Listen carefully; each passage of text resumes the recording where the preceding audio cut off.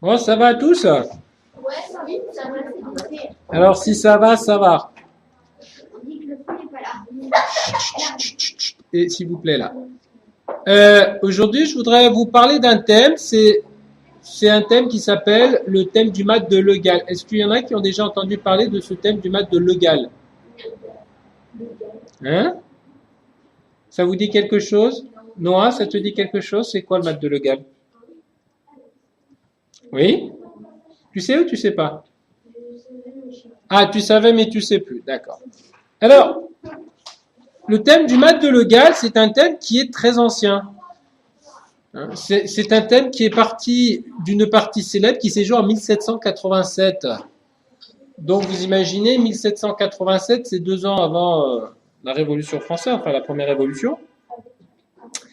Et il y a une partie célèbre qui s'est jouée à cette époque, probablement dans un club d'échecs qui s'appelle le Café de la Régence. Je ne sais pas si vous avez entendu parler du Café de la Régence.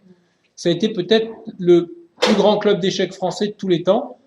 C'est un club d'échecs qui se trouve à Paris. C'était un grand café, on joue au billard, on joue à beaucoup de choses, où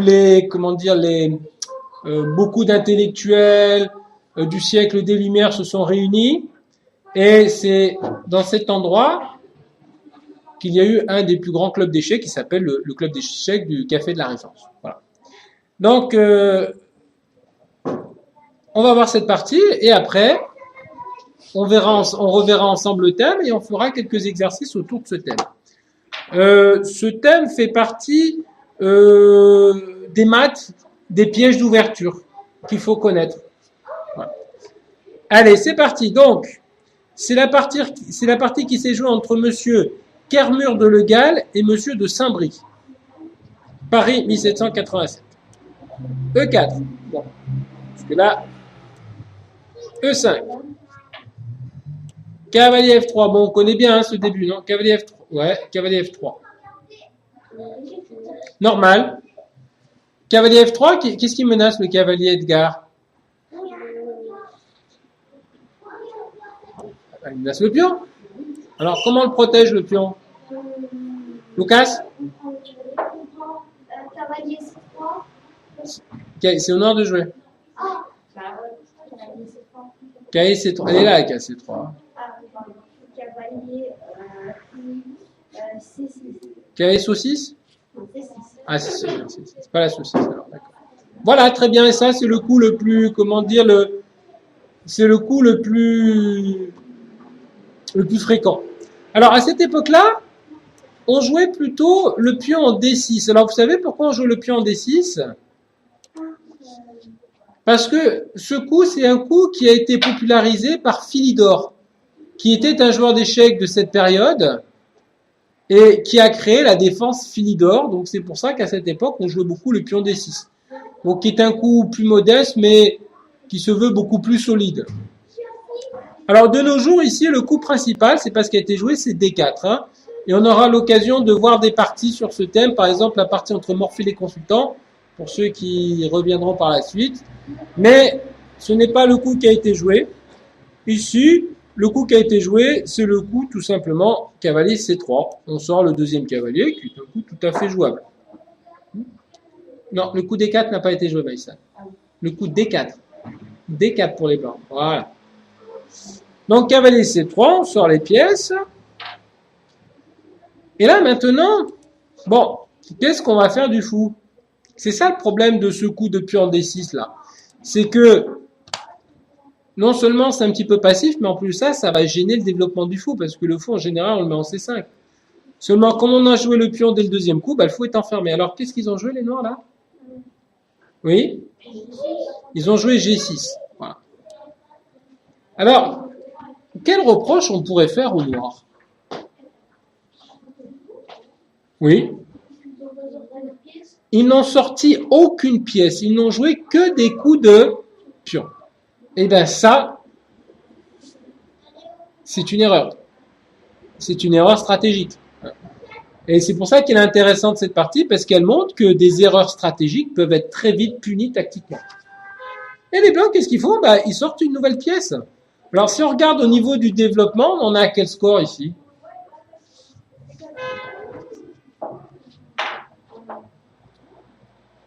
Hein, on en a quel score ici au niveau du développement? Oui?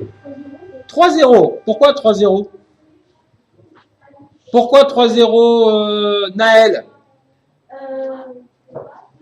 Parce que les blancs, ils ont sorti Combien de pièces? 3. 3. Et les noirs? 0. Alors, pourquoi est-ce que c'est 3-0? Parce qu'il y a un principe qui dit les coups de pion ne sont pas des coups de développement. Les coups de pion sont des coups qui peuvent aider au développement, mais ce ne sont pas des coups de développement. Un coup de développement, c'est je sors un cavalier, je sors un fou, je fais le roc, par exemple. Là, les noirs n'ont rien fait de tout ça. Mais c'est à eux de jouer, et là, enfin, au 4e coup, ils vont sortir leur première pièce. Ils sortent le fou en G4. Ça va causer des problèmes, ce fou, Edgar? Explique-moi. Oui. Ah, alors comment ça s'appelle, ça, justement, Edgar, ça? Comment ça s'appelle, ici, ce thème tactique? Maïsan? Hein? Non, ça, c'est pas un rayon X. Ça y ressemble, mais ça porte un autre nom. Lucas? C'est le clouage. Hein? Alors, c'est vrai que si le cavalier s'en va, bon, je sais pas s'il s'en va ici, on prend la dame. C'était le but, je pense, de ce coup de développement. Alors, on va réfléchir un petit peu. Et on va essayer de trouver ensemble ce qu'ont joué les blancs.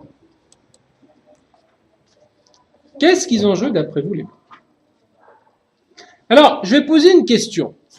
Est-ce que ce clouage est un clouage partiel ou un clouage total? Qui peut me répondre à cette question? Naël? Un clouage total. Total. Lucas? Un clouage partiel. Un clouage partiel. Alors, pourquoi un clouage partiel, Lucas?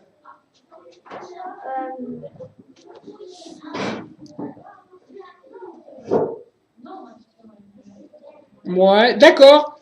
Noah? Parce que le cavalier peut bouger alors qu'un clouage total, c'est que le cavalier ne peut pas bouger parce qu'il y a le roi derrière. Voilà. Qu'est-ce qu'il y a derrière le cavalier? Il y a la dame. Donc, éventuellement, les blancs, ils ont la possibilité de bouger le cavalier. Regardez que si c'était le roi qui était à la place de la dame, il serait interdit pour le cavalier de bouger. Pourquoi? Parce que le roi serait en échec. Et justement, ici, ça va faire toute la différence. Parce que dans cette position, les blancs, ils vont jouer un coup très surprenant. Oui? Cavalier G5? Non, pas cavalier G5. Encore pire. Lucas? Non. Cavalier D4? Non. Ils vont jouer cavalier prend E5. Mais c'est un coup extraordinaire. C'est un coup très surprenant. Alors, effectivement, ici, le fou a pris la dame et les noirs pensaient encaisser la dame et bientôt la partie. Mais ici, les blancs, ils ont trouvé une attaque fulgurante. Allez, on va essayer, on va laisser un peu les autres trouver. Alors, quand ils continuent les blancs ici? Qui a une idée? Dites-moi, si je donne une dame, qu'est-ce que j'espère en échange? Qu'est-ce qui vaut plus que la dame? Lorenzo? Le mat, oui. Lucas? F7. Fou prend F7. Boum. Échec fourchette. Oui, bon. Échec et mat. Tu es sûr, madame la chaussure? Ah non. Qu'est-ce qu'ils peuvent faire, les noirs? Oui? Roi en E7. Roi en E7. Très bien. Et maintenant? Et maintenant? Que vais-je faire?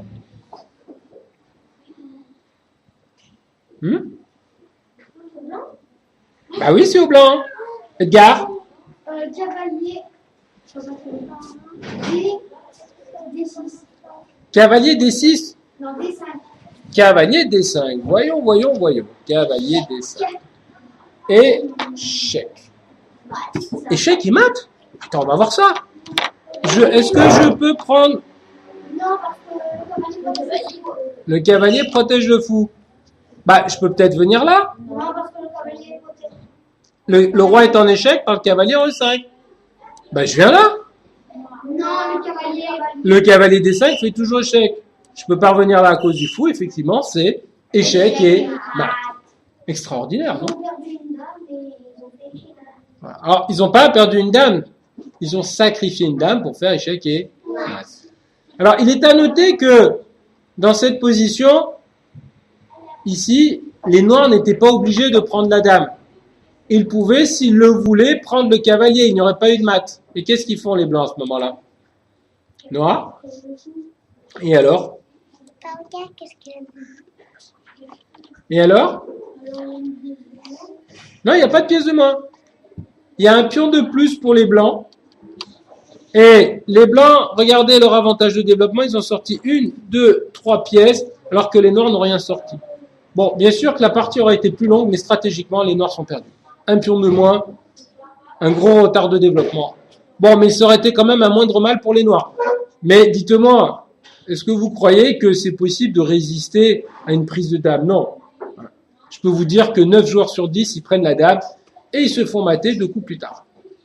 Voilà. Donc ça, c'est le thème du mat de Le Gall. Bah, quand même, il a fait un sacré